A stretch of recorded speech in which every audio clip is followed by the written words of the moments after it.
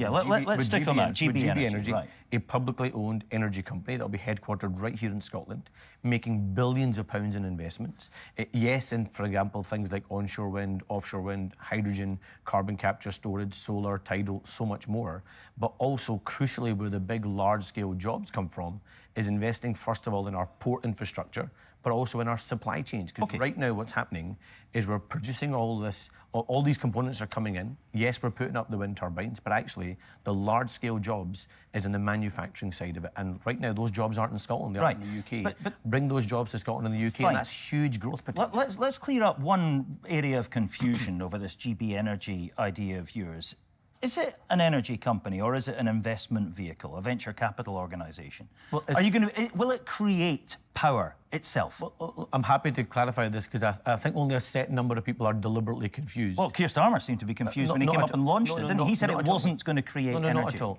If you look at what generates energy, it's wind turbines that generate energy, it's hydrogen that generates energy, it's solar and tidal that generates energy, that's the water, that's the sun. It's not actually those that invest that generate the energy, so we will make the investments in the offshore wind, onshore wind, which will be investments, for example, in the turbines. Those turbines will then generate energy that will produce a profit.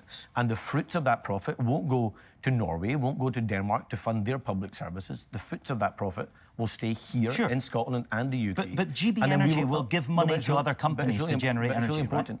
Those investments, those profits, would then help to bring down people's bills, of course, but also help grow our economy, help create more jobs, but it'll also help deliver energy security as well as generate the income for us to make even more investments to go further and faster in that clean energy transition. That's the consequence. And then hopefully one day also be in a position where it can invest in our public services. That's because fine. of what it's generating. That's the consequence, you say, but I think there is still some confusion over the mechanics, how it's going to operate.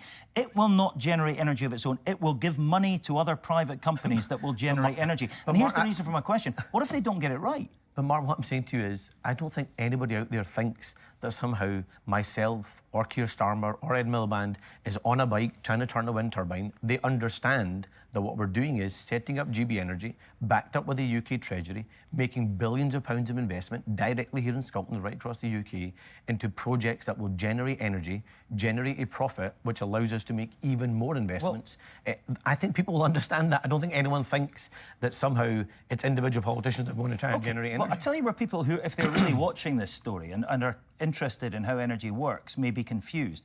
We paid, I think, what, £320 million last year to companies that own wind farms in Scotland in compensation. I told them to stop turning their turbines because we're creating so much energy at times that the grid can't cope. Yes, absolutely. So how many billion pounds have you allocated to improving the national grid? Well, a really important point, because there's two big barriers, I think, for us to realise our energy ambition. I actually don't think there's a shortage of money. I think there's lots of people that want to invest in the clean energy of the future here in Scotland.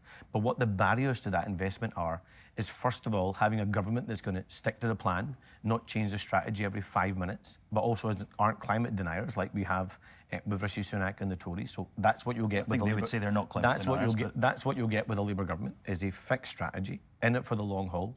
And the reason why GB Energy matters is because we will put government skin in the game.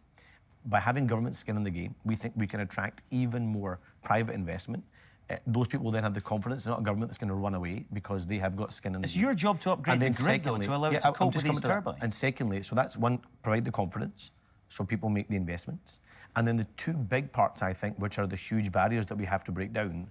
One is grid infrastructure. And to put that into context, we have to upgrade the grid over the next 6 years by the same amount we have upgraded over the last 50 years. How much will that cost? And that's tens of billions of pounds. But that's why by changing the way we do the grid, how we manage the grid, we can get investments from the private sector into that grid infrastructure because people can realise the huge potential. How many? And the second part is planning. The second part is planning. Okay. Because I've lost count of the number of projects people I've spoken to where they said, we thought about this project 10 years ago. 15 years ago, but it's only now coming to fruition. Okay. That is not an acceptable place for us to be. So create stability, create confidence, stick to the strategy, put skin in the game from a UK government with GB Energy headquartered right here in Scotland, reform how we do grid management infrastructure, change our planning system so we can get this done faster, and that means lower bills for good, OK, you've said that already. Let me just nail you down on some of the detail here. Tens of billions of pounds required for the infrastructure, tens of billions of pounds to upgrade the grid.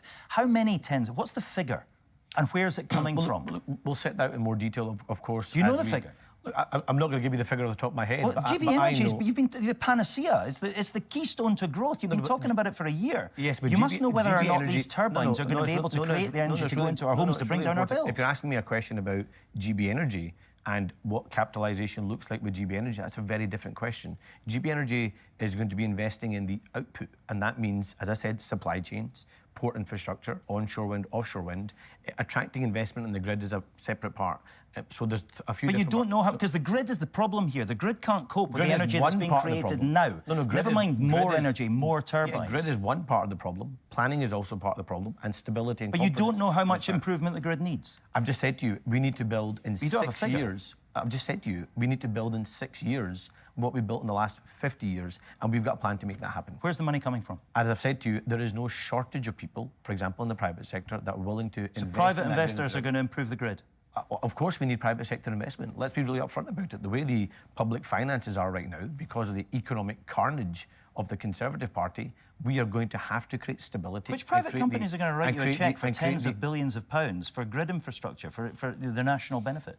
Well, Martin, I don't understand the premise of the question. If you look at what's happening around our Scotland project, that is private companies that are paying tens of billions of pounds to invest in for that profits that they'll get directly back into their own coffers, to their own shareholders. Well, exactly, which is why we're setting up GB Energy. So we're making the investments in partnership with them, so we get some of the money back. Because right now what's happening is you've got publicly owned companies, but they're just not publicly owned by people in Scotland or across the UK. Okay. So right now, it's stronger for Norway, stronger for Indonesia in terms of if you look at some of the components that are being built. I want those components built here in Scotland and the UK. I want those investments made by Scotland and the UK, so we get the fruits of the profits, we can make the investments, we can lower people's bills, we get the jobs, and we then get the long-term growth that we need. Okay, we will watch that progress with interest.